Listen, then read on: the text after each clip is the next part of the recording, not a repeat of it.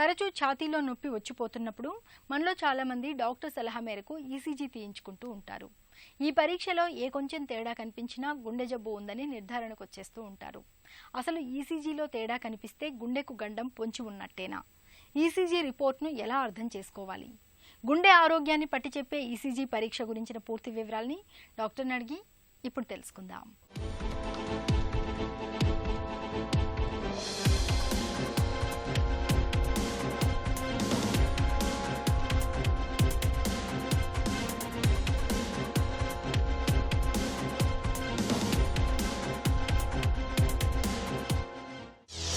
గుండెకు చేసే ప్రాథమిక పరీక్షలు బాగుంటే అంతా బాగున్నట్లేనా?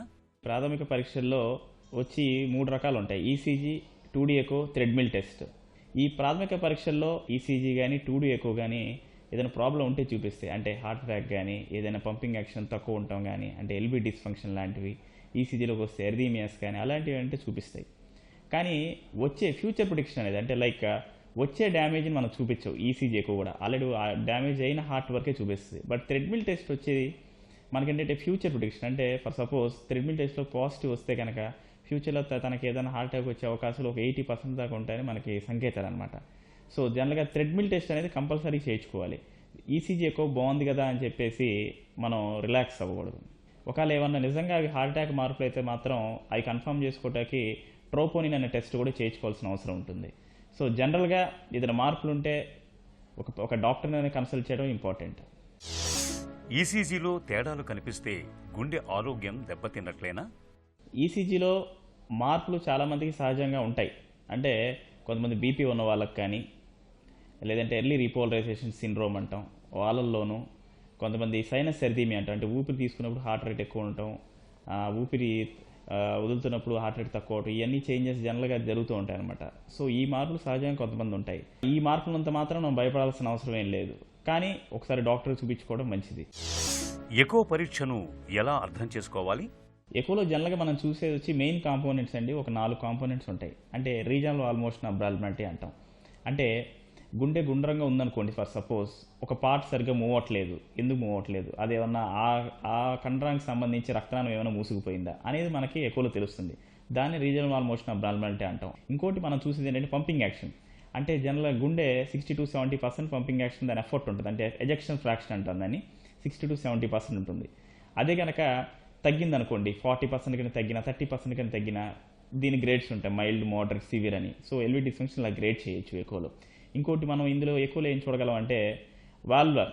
అంటే మనకుండే 4 వాల్వ్స్ ఉంటాయి: మైటల్ wall, tricuspid wall, pulmonary wall, aortic valve అని. సో ఈ 4 వాల్వ్స్లో ఏమన్నా స్క్లిరోసిస్ ఉందా, కాల్షియం ఉందా, ఏమైనా రుమాటిక్ చేంజెస్ ఉన్నాయా, లేదన్నా ఫ్లైల్ వాల్వ్, మైట్రల్ కొలాప్స్ అంటే ఇలాంటి డ్యామేజ్డ్ వాల్వ్స్ ఏమైనా మనకు తెలుస్తుంది. ఇంకోటి మనం ఎకోలో మనం చూడగలిగింది ఏంటంటే పెరికార్డియల్ ఎఫ్యూజన్ అంటాం. అంటే గుండె చుట్టూ ఏమైనా నీరు చేరింది అనేది కూడా మనకి దీనిలో తెలుస్తుంది. డయాస్టోలిక్ డిస్ఫంక్షన్ అనేది మెయిన్గా ఏంటంటే గుండె కండరం పెరగటం. అంటే బెలూన్లో ఉబ్బదు కానీ గుండె కండరం పెరుగుతుంది. దానివల్ల ఏంటంటే లోపల స్పేస్ తగ్గిపోతుంది. గుండె లోపల క్యావిటీ అనేది తగ్గిపోయి గుండె రిలాక్స్ అయినప్పుడు బ్లడ్ సరైన అమౌంట్లో రాకపోవడం వల్ల మనం ఎంత తక్కువ వస్తే అంతే మనం పంపింగ్ సిస్టోల్ వచ్చినప్పుడు వెళ్తుంది అనమాట బ్లడ్. సో జనరల్గా రిలాక్స్ అయినప్పుడు బ్లడ్ ఎంత వస్తుందో అది కాంట్రాక్ట్ అయినప్పుడు కూడా బ్లడ్ అంతే బయటకు వెళ్తుంది. సో క్యావిటీ తక్కువ అవటం వల్ల బ్లడ్ తీసుకోవడం తక్కువే ఉంటుంది, పంపించేది తక్కువే ఉంటుంది. సో ఈ డయాస్టోలిక్ డిస్ఫంక్షన్ జనరల్గా ఎవరికి వస్తుందంటే అన్కంట్రోల్ హైపర్ టెన్షన్ ఉన్న వాళ్ళలోనూ, ఒబెసిటీ ఉన్న వాళ్ళలోనూ, ఏదైనా స్టోరేజ్ డిజార్డర్స్, అంటే పుట్టుకతో కొంతమందికి స్టోరేజ్ డిజార్డర్స్ అంటాం, లైక్ కొలెస్ట్రాల్ స్టోరేజ్ అయిన వాళ్ళలోనూ. సో వీటి వల్ల గుండె కండరం పెరిగి ఈ డయాస్టోలిక్ డిస్ఫంక్షన్ అనేది వస్తుంది. సో దీనిలో కూడా different types of diastolic grades ఉంటాయి. డయాస్టోలిక్ డిస్ఫంక్షన్ గ్రేడ్స్ మనం ఎకోలో చూడొచ్చు. టీఎంటీ టెస్ట్లో పాజిటివ్ వస్తే బ్లాకులు ఉన్నట్లేనా? జనరల్గా టీఎంటీ మనం చేసి రిపోర్ట్ ఎప్పుడు ఇచ్చేటప్పుడు కూడా దిస్ పాజిటివ్ ఇస్ నెగిటివ్ అని జనరల్గా ఇవ్వమండి. అంటే ప్రాబబిలిటీ అని ఇస్తాం. అంటే హై ప్రాబబిలిటీ, లో ప్రాబబిలిటీ అని ఇస్తాం. జనరల్గా హై ప్రాబబిలిటీ అంటే ఏంటంటే సో ఇతనికి ఫ్యూచర్లో ఏదైనా హార్ట్ అటాక్ వచ్చే ఇష్యూస్ ఎక్కువ ఉన్నాయనుకుంటే దాని హై ప్రాబబిలిటీ ఫర్ ఇండ్యూసిబుల్ ఇస్కీమియా అంటాం. లో ప్రాబబిలిటీ అంటే ఓకే అతను థ్రెడ్మిల్ టెస్ట్ బాగా నడిచి అందులోనూ చేంజెస్ ఏం లేకపోతే కనుక లో ప్రాబబిలిటీ, అంటే వచ్చే అవకాశాలు తక్కువ అని. జనరల్గా థ్రెడ్మిల్ టెస్ట్కి 80% ప్రాబబిలిటీ ఉంటుంది. 10 మందికి పాజిటివ్ వస్తే మాత్రం ఆ 8 మందిలో డెఫినెట్గా బ్లాక్స్ ఉంటాయి. చాలా మందికి ట్రిపుల్ వెసల్ డిసీజ్ ఉన్న, డబల్ వెసల్ డిసీజ్ ఉన్న ఒకసారి థ్రెడ్మిల్ టెస్ట్లో కూడా ఒక్కొక్కసారి రాకపోవచ్చు. అంటే ఒక 20-30% మిస్ అయ్యే ఛాన్స్ కూడా ఉంటుంది ఈ థ్రెడ్మిల్ టెస్ట్లో. ప్రతిసారి గుండెకు సిటీ యాంజియోగ్రామ్ చేయటం సరైందేనా? పేషెంట్ సిమ్టమ్స్ ఏం లేకుండా ఫర్ సపోజ్ మనం థ్రెడ్మిల్ టెస్ట్ చేయించినప్పుడు బోర్డర్ లైన్లో ఉంది, అంటే అటు పాజిటివా నెగిటివ్ అని చెప్పలేని పరిస్థితిలో ఉన్నప్పుడు జనరల్గా మనం సిటీ యాంజియోగ్రామ్ రిఫర్ చేస్తాం. సిటీ యాంజియోగ్రామ్ చేయించాం, అది నార్మల్గా ఉంది అంటే దాని కన్ఫర్మేషన్కి ఏమీ అవసరం లేదు. సో నెగిటివ్ ప్రెడిక్టివ్ వాల్యూ బాగుంటుంది.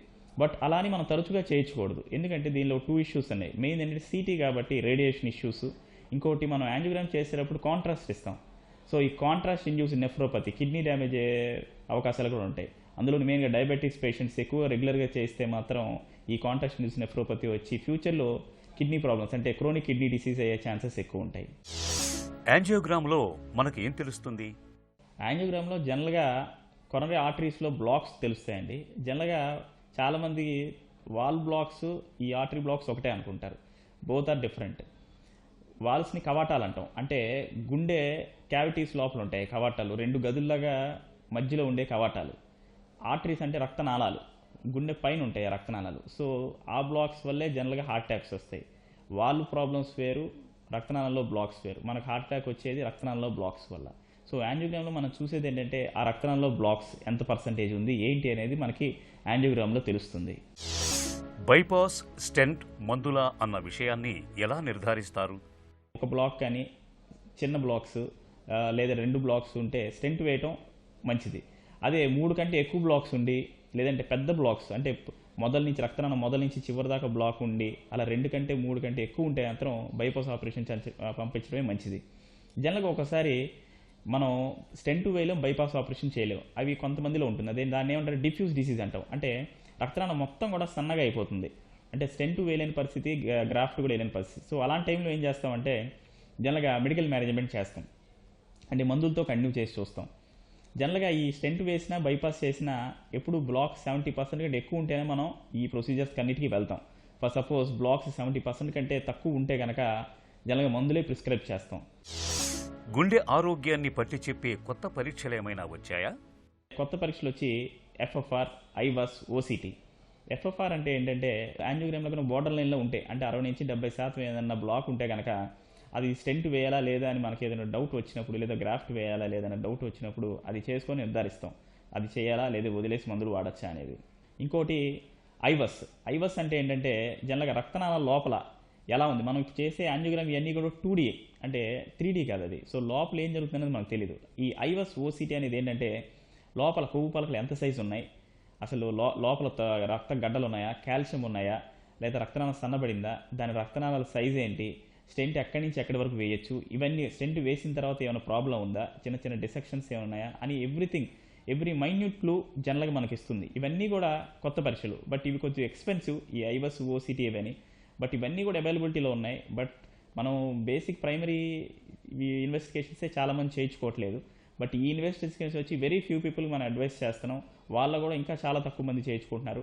బట్ ఇవన్నీ కూడా మనకి ఐవస్, ఓసిటీ కనుక ఎక్కువ ఉపయోగించినట్టయితే మనకి రిజల్ట్స్ లైక్ స్టెంట్ వేసిన తర్వాత కానీ గ్రాఫ్ట్ వేసిన తర్వాత కానీ రిజల్ట్స్ చాలా బాగుంటాయి.